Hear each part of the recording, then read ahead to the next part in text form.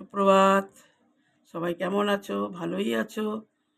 ভালো থেকো এই কামনা নিয়ে আবার তোমাদের কাছে ফিরে এলাম। আমি তো 3 দিন ছিলাম না। 2 দিন বাইরে থেকে ভিডিও দিয়েছি। আর সব মন্দিরে তো ফোন অ্যালাউ নেই, তাই কোনো রকম ভিডিও দিতে পারিনি। কাল ফিরেছি নবদ্বীপ মায়াপুর থেকে। তাই নবদ্বীপেরই এক কাহিনী তোমাদের কাছে আলোচনা করি, বলি। নবদ্বীপে জন্মগ্রহণ করেছিলেন আমাদের মহাপ্রভু নিমাই। এক পূর্ণিমার দিন, ফাল্গুনী পূর্ণিমার দিন, সেই দিন ছিল চন্দ্রগ্রহণ। গ্রহণ লেগে গেছে এবং চন্দ্র যখন মোক্ষ লাভ করবে সেই সময় গ্রামবাসীরা গঙ্গায় স্নান করবে, সেই জন্য সবাই ছুটছে গঙ্গার দিকে। গঙ্গার দিকে ছুটছে, দেখি চারিদিক অন্ধকার। গঙ্গার জলও কালো অন্ধকার হয়ে আছে, কেন সেই অন্ধকার গঙ্গার জলেও নেমে এসেছে। তারপরে আস্তে আস্তে হঠাৎ দেখা গেল আলোর ছটা বের হচ্ছে। সে আলোর ছটা বের হতে হতে একদম পুরো আলোর ছটা এমন একটা আলোর চারিদিকে ছড়িয়ে পড়ল, যেন মনে হচ্ছে একটা সোনার পাত গঙ্গার ওপরে বিছিয়ে দিয়েছে। তখন সমস্ত মানুষ ভাবলো এরকম তো কোনোদিন দেখা যায় না, এরকম তো আগেও চন্দ্রগ্রহণ তো অনেকবারই হয়েছে, এই কী দৃশ্য! দৃশ্য থেকে সবাই অবাক। এবং তারপরে সম্পূর্ণভাবে মোক্ষ লাভ হয়ে গেল চন্দ্রের। গ্রাস থেকে সম্পূর্ণ গ্রাস থেকে বেরিয়ে এসে এলো, তখন সমস্ত মানুষ গঙ্গায় স্নান করলো। তখন ওদিকে গ্রামের এক বাড়ি থেকে শঙ্খধ্বনি ভেসে আসছে। তখন সবাই ভাবলো আবার শঙ্খধ্বনি কোথা থেকে আসছে, কার ঘরে কি শুভ ঘটনা ঘটলো যে এত শঙ্খধ্বনি।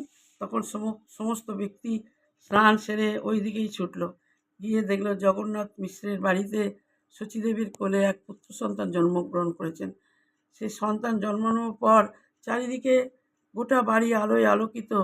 সবাই গিয়ে সেই সন্তানকে দর্শন করলো, দেখলো, দেখে সবাই আনন্দিত, কী সুন্দর গৌরবর্ণা এক সন্তান জন্মগ্রহণ করেছেন। সেই সন্তান জন্মানোর পর এই সন্তানই বৈষ্ণব ধর্ম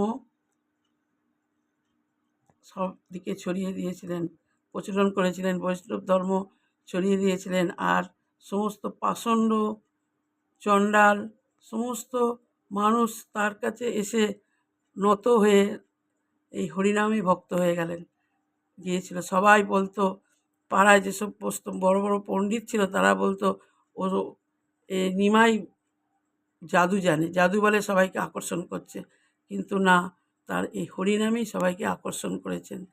তাই তিনি ছিলেন সবার ভক্ত নিমাই।